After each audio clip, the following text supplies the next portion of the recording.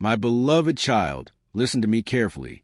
You have called the trembling in your legs weakness for so long that the word now arrives before you even understand the feeling. Your knees loosen.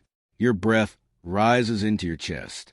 Something inside you drops, and before you have even looked at what is ahead, you have already decided, I cannot do this.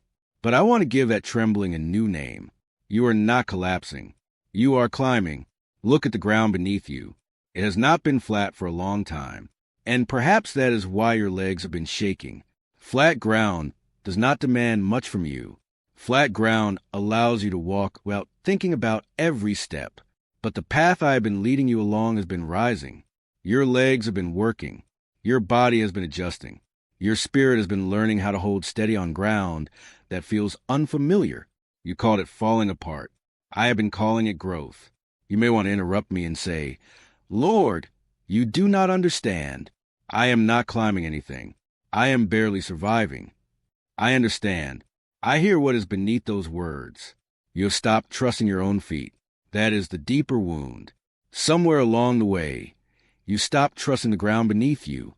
Then you stopped trusting yourself to stand on it. And now every step costs you twice. First, you take the step. Then you spend the rest of your strength preparing for everything that could go wrong. But my child, I am not here to condemn you. I am here to restore your confidence. So let your shoulders relax. Take one slow breath. You do not have to become fearless in this moment. You only need to hear what I am telling you.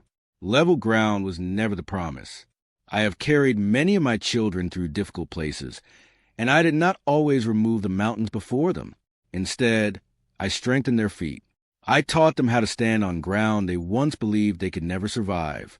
There are creatures that live on the sides of cliffs, moving across narrow ledges where another animal would freeze in fear.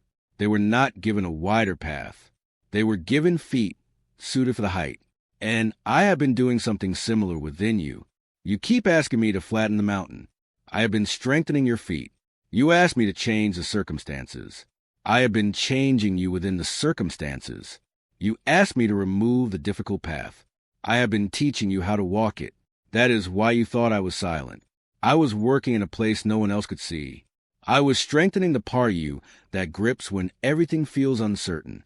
I was teaching you how to find stability when the ground beneath you does not feel secure. You have been testing every step 3 times because you remember what happened the last time you trusted too quickly. A promise failed. A door closed after you had already stepped toward it. A plan you carefully built suddenly disappeared. Someone you trusted disappointed you. None of those moments may have looked dramatic from the outside, but together they taught your heart to expect the ground to move. So now you hesitate. You reread messages before answering. You rehearse conversations before speaking. You imagine every possible outcome before making a decision. You take the long way around because the direct path once hurt you. But hear me clearly. That does not mean you are weak. It means you were wounded.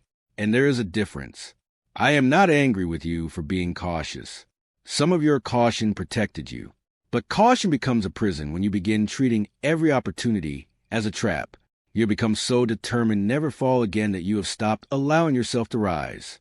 The valley feels safer because nothing surprises you there. But the valley is not the whole of your life. The ceiling you have been living beneath is not the sky. You have mistaken the limits of your fear for the limits of your future. I am calling you higher. Not because I want to watch you struggle. Not because I am testing how much pain you can endure. But because there are places you cannot reach while remaining on level ground. The climb is not punishment.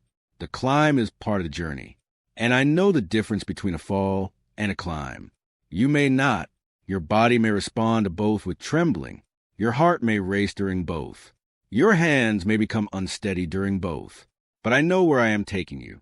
This is a climb. So breathe. Your tiredness is not proof that you are failing. Sometimes tired legs are simply evidence that you have already climbed farther than you realize. You have gained more ground than you have counted. You have been so focused on remembering the places where you fell that you forgot to notice how far you have already risen. Look at your ordinary victories. You got up when you wanted to stay down. You kept going when you had every reason to quit. You showed kindness when bitterness would have been easier. You kept promises when nobody was watching. You stood in difficult rooms, even when standing there cost you something. Those moments were not insignificant. They were steps. They were footholds. They were evidence that your feet are stronger than you think. You are steadier than your memories have allowed you to believe. Your evidence is outdated. You keep judging today's feet by yesterday's falls. But you are not the same person who fell. I have been working in you since then. You just have not tested your new strength against anything except your old memories. Remember the words of Habakkuk. He was not speaking from a season of abundance. He looked around and saw empty fields, missing fruit, and circumstances that appeared to provide no reason for hope.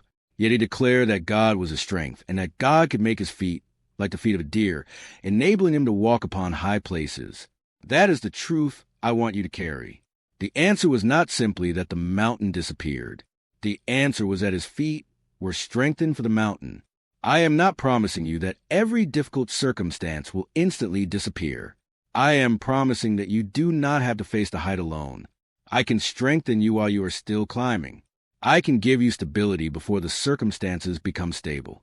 I can give you peace while the situation is still unresolved. And I can teach you to walk confidently even when your feelings have not caught up with what I am doing inside you. Do not wait until you feel.